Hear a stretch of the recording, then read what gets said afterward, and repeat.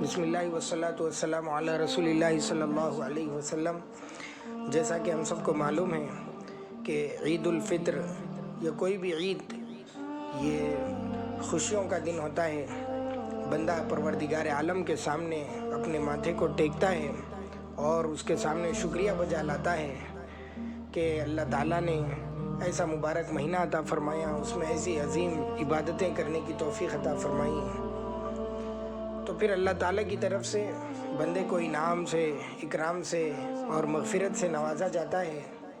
یہ بندے اور اللہ تعالیٰ کا تعلق ہے۔ بہرحال نبی اکرم صلی اللہ علیہ وسلم نے عید منانے کے کچھ طریقے بتائے ہیں اور اس میں کچھ سنتیں بھی ہیں، کچھ مستحبات بھی ہیں۔ جیسا کہ حدیث شریف میں آتا ہے کہ عید الفطر کی رات میں عبادت کرنا مستحب ہے، کہ حضور اکرم صلی اللہ علیہ وسلم نے فرمایا کہ رمضان کے متعلق میری امت کو خاص طور پر 5 چیزیں دی گئی ہیں جو پہلی امت کو نہیں ملی۔ ان میں سے ایک چیز یہ ہے کہ رمضان کی آخری رات میں روزے داروں کی مغفرت کر دی جاتی ہے۔ تو پھر صحابہ اکرام رضی اللہ عنہ مجمعین نے عرض کیا کہ یا رسول اللہ، کیا یہ شب مغفرت شب قدر ہی تو نہیں ہے؟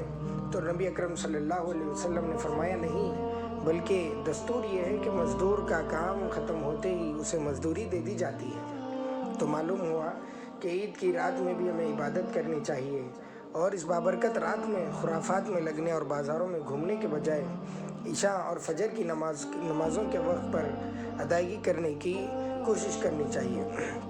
اس کے علاوہ تلاوت قرآن، ذکر و اذکار اور دعاؤں میں اپنے آپ کو مشغول رکھنا چاہیے۔ اگر نہیں تو کم از کم آخری صورت میں عشاء کی نماز اور فجر کی نماز جماعت کے ساتھ ادا کرنے کی تو بہت کوشش کرنی چاہیے۔ اب تو لاک ڈاؤن ہے، گھر میں ہی رہنا ہے، عشاء بھی پڑھے تو گھر میں ہی پڑھنا ہے، فجر پڑھے تو بھی گھر میں ہی پڑھنا ہے۔ تو ایسی صورت میں بجائے ہم اپنی رات کو یوں ہی بیکار کر دینے کے بجائے اور اس میں لغویات میں لگنے کے بجائے اپنے رب کو منا لیں، اس دن خوب عبادت کریں۔ اس کو شب مغفرت کہا جاتا ہے۔ اللہ تعالیٰ اس میں اپنے بندوں کی مغفرت کر دیتے ہیں۔ اور پھر جب عید کا دن آ جاتا ہے تو نبی اکرم صلی اللہ علیہ وسلم نے عید کے دن کی جو ہدایت دی ہے اس کے اندر روزہ رکھنا حرام قرار دے دیا گیا۔ اب تک روزہ رکھنے کا حکم تھا، اب دوسرے دن روزہ نہ رکھنے کا حکم ہے۔ تو انسان مسلمان اللہ کے حکم پر چلتا ہے، اپنی منمانی نہیں کرتا ہے۔ روزے رکھ رہے تو ایسا کہ مرے دم تک روزے رکھے نہیں، بلکہ اللہ تعالیٰ نے جہاں روزے رکھنے کا حکم دیا وہاں مسلمان روزہ رکھتا ہے، اور جہاں منع فرمایا اللہ تعالیٰ نے تو مسلمان بھی اس سے دور رہتا ہے۔ تو عید کے دن غسل کرنا، مسواک کرنا، اپنی استطاعت کے بقدر عمدہ کپڑے پہننا، نئے کپڑے نہیں، عمدہ کپڑے پہننا اور خوشبو لگانا، صبح ہونے کے بعد عید کی نماز سے پہلے کھجور یا کوئی میٹھی چیز کھانا، عید کی نماز کے لیے جانے سے پہلے صدقہ فطر ادا کرنا، ایک راستے سے عیدگاہ جانا اور دوسرے راستے سے واپس آنا، نماز کے لیے جاتے ہوئے تکبیر کہنا، اللہ اکبر، لا الہ الا اللہ اللہ اکبر وللہ الحمد، یہ سب عید کی سنتوں میں سے ہیں۔ پھر سے سن لیجئے، غسل کرنا، مسواک کرنا، اپنی استطاعت کے مطابق کپڑے پہننا، اچھے کپڑے پہننا، خوشبو لگانا، صبح ہونے کے بعد عید سے پہلے کھجور یا کوئی میٹھی چیز کھا لینا، عید کی نماز کے لیے جانے سے پہلے صدقہ فطر ادا کرنا، ایک راستے سے عیدگاہ کو جانا اور دوسرے راستے سے واپس آنا، اور نماز کو جاتے ہوئے تکبیر کہنا، اللہ اکبر، لا الہ الا اللہ اللہ اکبر وللہ الحمد۔ یہ تمام کی تمام نبی اکرم صلی اللہ علیہ وسلم کی سنتیں ہیں۔ آپ علیہ السلام عید الفطر میں نماز سے پہلے ہی کچھ کھا لیا کرتے تھے اور عید الاضحیٰ میں بغیر کھائے جاتے تھے۔ تو عید سے پہلے اشراق کی نماز بھی نہیں پڑھنا ہے، کوئی نفل نماز نہیں۔ اگر فجر کی نماز چھوٹ گئی ہے تو اس کی ضرور قضا کر لینی چاہیے، خدا نہ کرے۔ اب عید کی نماز یہ 2 رکعتیں تھی، جیسا ہم سب کو معلوم ہے، 2 رکعتیں ادا ہوتی ہے اور اس کے اندر 6 زائد تکبیریں ہوتی ہیں۔ عید کی نماز ہو جائے تو اس کے بعد 2 خطبے کہنا یہ مسنون عمل ہے، اور ان خطبوں کو غور سے سننا یہ واجب ہے۔